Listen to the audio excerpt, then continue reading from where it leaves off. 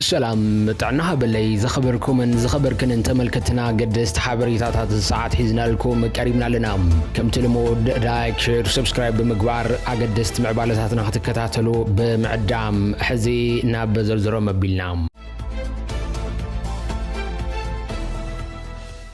بفلمام حوحات نجنرال تادس ورد زتك حصي بريزيدنت ممزازو اورامبا تايمز توهله مربب حبري تحبيرو لهم زمن سلطانهم دحر اسران كلتن معلتات بوقع زازم ليتنال جنرال تادس ورد نزبوتا متكادما بحوحات تمزيزو كم زلو مس بيت فتح حوحات قربت زلوم فلفلات تقيسو يرغاغيت زلام حوحات ابز حزوان مختل غزيام محدار مختل بومبر نزخونه ايت اماني لسفا بحوحات قريبو كابتو تشعات ابالات زلو فصام سراح بيت مخري بشمونتا ابالات كم زصدقو أرجعيسنا لنا كبل دمائت معخن حبريتها قليت وزلام زحدش بريزيدنت أزي دروس سلطان كيلو كم زخيل زملكته في الفلات اتي بالدكتور دبرتيان جبر ميكائيل زمرحن بزتفرالي أكلات زقمة فصام مسرح بيت مخري بزو حلافنت كم زهلون بريزيدنت مسرتاو هزباو قلقالوتات نستاساسور معلتاو نتفتحت كم فصام حليفو نايمو سانترا كم زي هلو مبريهم زلام اب حدين منغستا قدس زخونو كلاسترات كم صتا بوليتيكان قطبان بقدم حجت ببيت مخري بزبدوم كوميتيتات كم حدر مخانم زغلطوتهم فلفلات اتحابرتتن كوميتيتات ونصبصاب فصاصمهم نابابوم بربيت مخري دكتور دبرتيان مبر نابز تمدبلهم بريزيدنت كم زي يقربوا يم زرغاغصوم ايت امانيل سفادما ابز مدايزي حلافنت كوسد كم زي كونه يتمعخن حبريتا زرغاغص اتوم فلفلات جنرال ادم سلطان قدم مزام قدم حد ورحي كورد كم زنبرون ايت امانيل سفادما اقدمو تمساسال سلطان كحز مخانون كحنه يصح خوينم جنرال تادس جن دكتور دبرتيان اذا عينت سرعات البنينه تكايدا دو كبل بمطنقا ايت امانيل دما كساب 30 مغابيت بتعغست كصبه كم زلو مغلاصوم توم فلفلات زردوم مرغصي منግስት ፌደራል ابز حدش مدبا ገና بهزب بزي تفلطلوان ايت امانيل لسفادما اب مفارق زسومون مسوسنت አካላት አበዲስ አባ ምስጥራው ርክብ ከም ዘካየደን ምስ አውራምባ ታይምስ ቅርበት ዘሎም ፍልፍላት ጠቂሶም ላይ ክብል ይዝሕበር አይተ አማኒኤል ነዚ ርክብ እዚ መስሐውሃት በመኻርዲ ፈጽምዎ ወይስ በበይናው ስጉምት ኳንተ ዘይገለጸ ለዚ ጉዳይ ሪ ተخبوዝ ተሓተቱ ምስ ቤት ጽሕፈት ሕውሃት ቅርበት ዘሎም አካላት ጊሃብ ለዓልወተ መራርሓ ሕውሃት ዝኾና ወጅሮ ፈትለወርቅ ገብረ እግዚአብሔር ጸቅጥ ከሉ ከም ዝኽእል ከም ዝጠርጥረ ይዝሕበር እቲ ካብ ሕውሃት ወታደራውን ከምውን ግዚያው ምሕዳርን ዝሐቆፈ 9 አባላት ዝሐቆፈ ቤት ምኽሪ ፈጻሚ ስራሕ ስልጣንን ሓላፍነትን ፕሬዝዳንት ታደሰ ድማ ብሕቶ ምልክት ከም ዘእተወ ይዝንገረሎም መስሊትናል ጀነራል ታደሰ ወረደ ቅርበት ዘሎም ፍልፍላት ኣብዝሃቡ ሓበሬታ ድማ እቶም ጀነራል ኣብቲ ቤት ምኽሪ ነውሕ እዋን ከም ዘይትረኸቡን ካልኦት ብዙሓት ኣብ ቅረባ እዋን ዝተወስዱ ውሳነታት እንተላይ ብሻማይ ተኣማኒኤል ጀነራል ታደሰ ዘይነበረሉ እዋን ብሸሞንተ አባላት እቲ ቤት ምኽሪ ጥራይ ከም ጸደቐኒዩ ኣረጋጊጾም እዚ ሓበሬታ ሲዕቡ ኣይተ ኣማኒኤል ሰፋ ምላሽ ዝሃቡ ኮይኖም ንሶም ኣብ ፌስቡክ ገጽ ኣብ ዘርግሕዎ ጽሑፍ ንኣዳላው መርበብ ሓበሬታ አውራምባ ታይምስ ዝኾነ ዳዊት ከበደ ብምኹናን እቲ ብዛዕባ ዝሕለፍካዮ ሓበሬታ ፍጹም ጌጋ ኢሎሞሎም ንዝኾነ ሰብ ዝምልከት ሓበሬታ ንምስራሕ ነተሓቂ ካብቲ በዓል ዋና ሓቲትካ መረጋጽ ሕጋውን ሙያውን ግቦ ከም ዝኾነ ንሓደ ምኩር ጋዜጠኛ ምዝኽኻር ዘድለይ ይመስልን ዝበሉ ኣይተ ኣማኒኤል ሰፋም ብዝኾነ ሕዝውን ዕላማት ዝተፈነው ሓበሬታ ብዘይገድስ ብዛዕባ ምደባ ሓላፍነት ኮነ ዝርርብ ምስ ሸዋ ዝበልዎ ማእኸላይ መንግስቲ ዝምልከት ብዛዕባ ይረኺበዮ ዝበልካዮ ሓበሬታ ግን ጻዕዳ ሓሶት ይክብሉ ነጢጎመሎም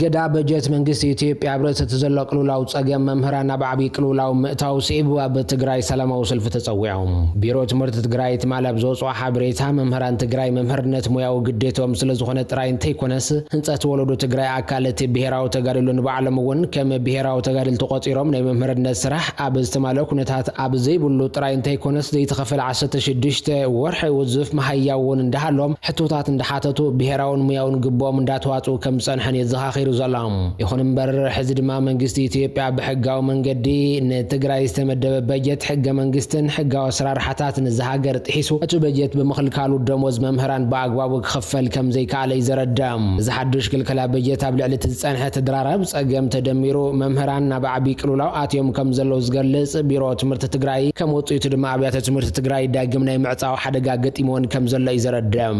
بمخالود ما زبجت زينة مخل كالي كي تجبر محبر ማሕበረሰብ ትምህርቲ ትግራይ በሓባር ክነውግዞን ኣብ ትግራይ ዳግም ትምህርቲ ከይቋረጽ ጻውዒት ክነቅርብን ሰላማዊ ሰልፊ ጸውዒና ኣለና ክብሉ ድማ ይሕብሮም እዚ ገዳዚ እውን እንትኾነ ብሰዓት ነዳድን እውን ዝቐጸለ ኮይኑ ምቁራጽ ነዳድ ንግልጋሎት ኣምቡላንሳት ፈታኒ ከም ዝገበሮን ነዚ ሲዒቡ ድማ ብ18 ከተማታትን ወረዳታትን ዞባ ምብራቕ ዝርከባ 65 ኣምቡላንስን ከምኡውን ሆስፒታላትን ይህቦ ዝነበራ ሰብኣዊ ግልጋሎት ካብ ዝሓለፈ ወርሒ ለካቲት ጀሚሩ ብሙሉእ ደው ከም ዘበላ መግላጽና እውን ዝከርዮም ኣብ ማሕበር ቀይሕ መስቀል ትግራይ ኣተሓባሪ ፕሮግራማት ጨንፈር ዞባ ምብራቕ ኣይታሸና ፈብራሃ ኣብ ዝሃቦ ሓበሬታም ከም ዞባ ኣብ ሰላም እዋን ብ49 ኣምቡላንስ በብዓመቱ ብማእኸላይ ን80,000 ወገናት ካብ ናብን ግልጋሎት ይህብ ከም ዝነበረ ብምዝኽኻር ኣብ ዝሕዚ እዋን ድማ እተን ኣምቡላንስ ብቁፅር ናብ 35 ክብ ዋላ እኳ እንተበላ ኣብ ትግራይ ሕፅረት ነዳዲ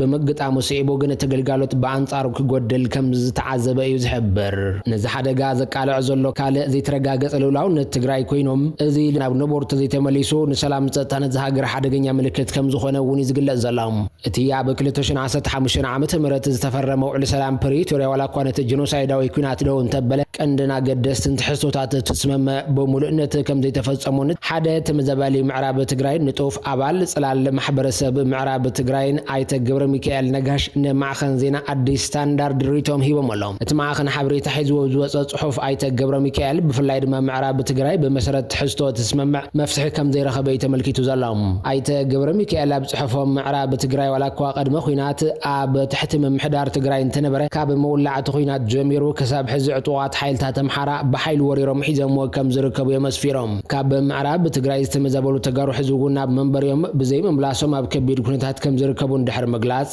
ስምምዕነት ፕሪቶሪያ ዋላ እኳ ሕገ መንግስታዊ ስርዓት ክምለስ ጉዳይ ምዕራብ ትግራይ ብሕጋዊ መንገዲ ፍታሕ ክረክብ ዝተቐመጠ እንትኸውን ዛጊድ ዘይምትግባሩን ሓደሽቲ ጎንፅታት መበገሲ ክኸውን ከም ዝኽእል ዘመላኽቱ ኣይተ ገብረ ሚካኤል ፍታሕ ተጸገም ንምርግጋዕን ሰላምን ኢትዮጵያ ወሳኒ ምዃኑ ጠቒሶም ክብል ኣብቲ ማዕኸን ዜና ዝሰፈረ ጽሑፎም ድሕር ጉጅለ ሕወሓትን ሻዕቢያን ዝገብሮ ምድላው ኩናት ህዝቢ ኣይድግፎን ክብል ብርጋዴር ጀነራል ጉዕሽ ገብረ ተዛሪቦም እቲ ድሕር ዝበሎ ጉጅለ ሕወሓትን ሻዕቢያን ዝገብርዎ ምድላው ኩናት ህዝብታት ትግራይን ኤርትራን ኣይድግፍዎን ይብል ተዛሪቡ ዘላሙ ኣብ ትግራይ ኣዛዝ 45 ዝነበረን ኣብ ዝሕዚ እዋን ከይ ተግባራት ሒደት ኣመራርሓ ጉጅለ ብዘይ ምድጋፍ ናብ ኣዲስ ኣበባ ዝዓስከረ ብርጋዴር ጀነራል ጉዕሽ ገብረ ምስ ደሌቱ ተጋሩ መናእሰይ ኣብ ዝገበሮ ምይጥ ከም ዝሓበሮም ንትግራይ ዝገጥምዋ ጸገማት ብርክት ዝበሉ በመዃኖም ነቶም ጸገማት ፈሊኻ መፍታሕ ከም ዘድሊ ድማ ይዘረዳም ጉዳይ ትግራይ ዝምልከቱ ኣካል ኩሉ ኣብ ተኸለን ዘንጽላሎ ኩናት ከተረፍ ንምግባር ኣብ ዘኸሉ ጉዳያት ጠመተ ገይሩ መስራሕ ትጽቢት ከም ዝግበረ ተሓሳሲቦም ነዚ ዝተተለመ ኩናት ብጥብቂ ክንቃወም ይግባእ ዝብል እቲ ጀነራል ኣብዚ ውጽኢት ምምጻእ ንኽእል እውን ኣብ መንጎና ኣጽዋረት ሓንጊጦም ሃገር ንምብታን ዝጽዕሩ ብኻልእ ክንቅይሮን ተኽኢልና ድማ ኢሎም እቲ እናተገበረ ዝርከብ ዝበሎ ምድላው ኩናት ኣብ ትኽልል ዝርከቡ ገበነኛታት ለወቕቱ ሻዕቢያን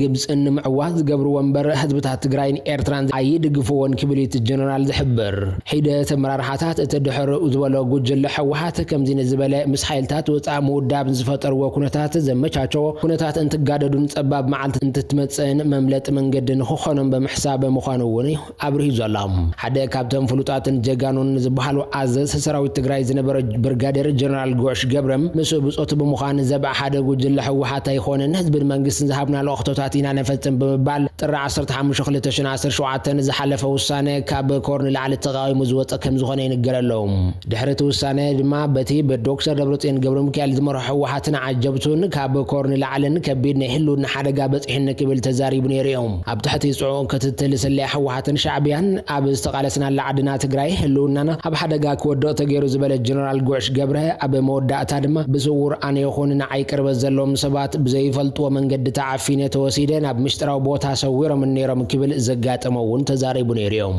ሕና ሰራሕናዮ ገበን የለን በቤት ፍርዲ ከሲሶም እውን ከእስረናን ከፍርደናን ዝኽእል ገበን ኣይሰራሕናን ዝበለ ጀነራል ጉዕሽ ገብረም ኣብ መወዳእታ ግን ሒዞሙኒ ከቐትሉን ወይ ናብ ሻዕቢያ ሓሊፎም ከቡኒ ከም ዝወሰኑ ተረዲእ ክብል ይዛረብ በቤት ጽሕፈት ሕወሓትን ሻዕቢያን ዝተሓዋወሱ ጽዑቕ ክትትል ሰላያና ተገበረኒ ህይወተይ ናብ ሓደጋ ምስ ወደቐን ነቶም ካልኦት ብጾተይ እውን ከእስሩኒ ምስ ወሰኑሎም ብናይ ባዕልና መንገዲ ካብ መቐለ ምሊጥና ናብ ውሑስ ዝበልናዮ ዓዲ መጺና ክንቃለስ ወሲንና ኣለና ክብል ምዝራቡ ዝዝከር እዮም በሰንኪ ውስኑነት ሓበሬታ ማይት ስደተኛታት ኣብ ማእከላይ ባሕሪ ይጠፍኡ ከም ዘለዉ ይግለጽ ኣሎ ናብ ኤውሮጳ ክበጽሑ ዝፍትኑ ማይት ዝቑጸሩ መንእሰያት ስደተኛታት ኣብ ገማግም ማእከላይ ባሕሪ ደሃዮም ይጠፍእ ከም ዘሎ ማዕኸን ዜና ኣሶሽየትድ ፕሬስ ሓቢሩ ዘሎ በተወሳኺ ካብ ማዓስከራት ናብ ስደት ዘምርሑ መንእሰያት ሬሶም ኣብ ገማግም ባሕሪ ተደርቢዩ ይርከብ ከም ዘሎ ይትፍልፍል ጠቂሱ ዘሎ ኣዝማዶም ስድራ ቤታቶምን ደሃዮም ክረኽቡ ይጽገሙ ከም ዘለውን ዘመላኽት ኮይኖም በመሰረት ጸብጻባ ህግራዊ ትካል ስደተኛታት ክሳብ መጋቢት 2026 በውሕዱ 682 ሰባት ደሃዮም ጠፍዩ ወይ ድማ ህይወቶም ሓሊፉ ክብል ሓቢሩ ዘሎ እቲ ሓቀኛ ቁጥሩ ግን ካብዚ ቁጽሪ ንላዕሊ ክኸውን ከም ዝኽእል ዝእምት ጉጅለ ተጣበቕቲ ሰብኣዊ ምስላት ሙሉእ ቁጽሪ ግዳያት ንምፍላጥ ኣጸጋሚ ገይርዎ ከም ዘሎ እዮም ዝሕብሩ ሰብ መዚ ኢጣልያ ቱኒዝያ ማልታን ብዛዕባ ምድሓንን ምጥሓል መራኸብን ዝውሃብ ሓበሬታ ድሩት ከም ዝኾነ ጸብጻባት ክሕብሩ እንከለው በዚ ምኽንያት ብዙሓት ስድራ ቤታት ኣብ ልዕሊ ዝፈትውዎን ሰባት እንታይ ከም ዘጋጥሞም ይፈልጡን ዘለው ስደተኛታት ሓደገኛ ጉዕዞታት ኣብ ዝቕጥሉሉ ዘሎ እዋን ብዙሓት ኣብ ባሕሪ ዝሞቱ ወይ ድማ ከይተመዝገቡ ዝተርፉ ብርክት ዝበሉ ከም ዝኾኑ እዮም ዘጠንቀቖም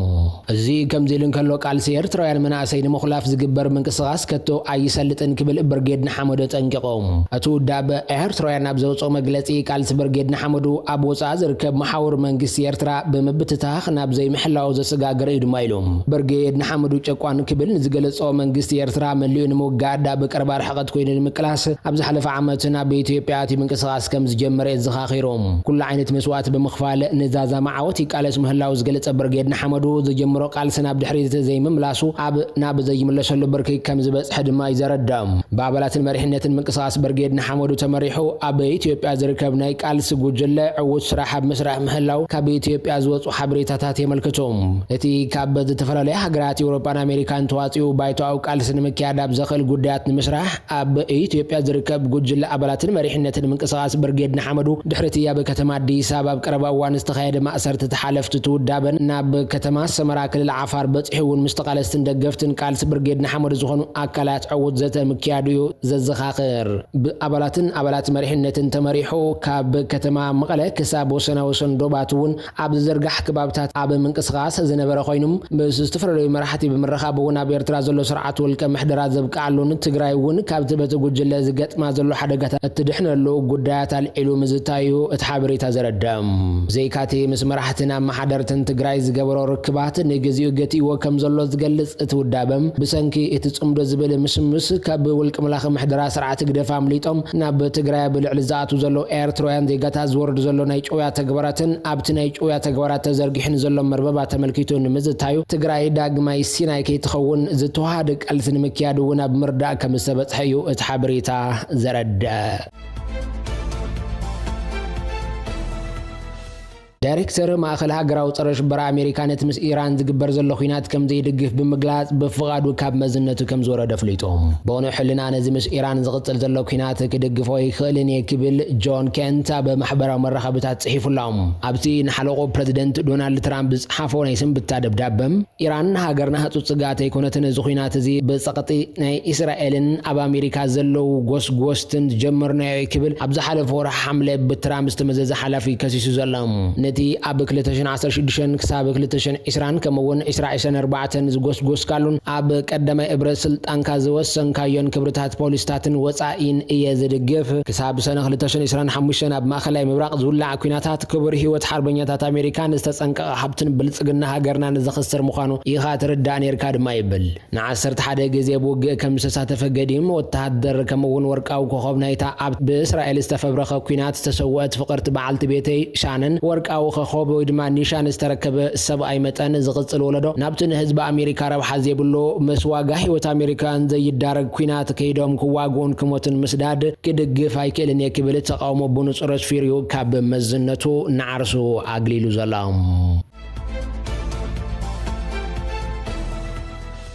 ዝኸበርኩም ንዝኸበርክን ተመልከትና ሓበሬታታት ሰዓት በዚ ከንቢትና ለና ብዝቕጽል ብሓደሽቲ ምዕባለታት ንራኸብ ክኸውን እዩ ንሰናይ ምክታልኩም መስጊና ሰላም በብዘለኹም ንዓኹም ይኹን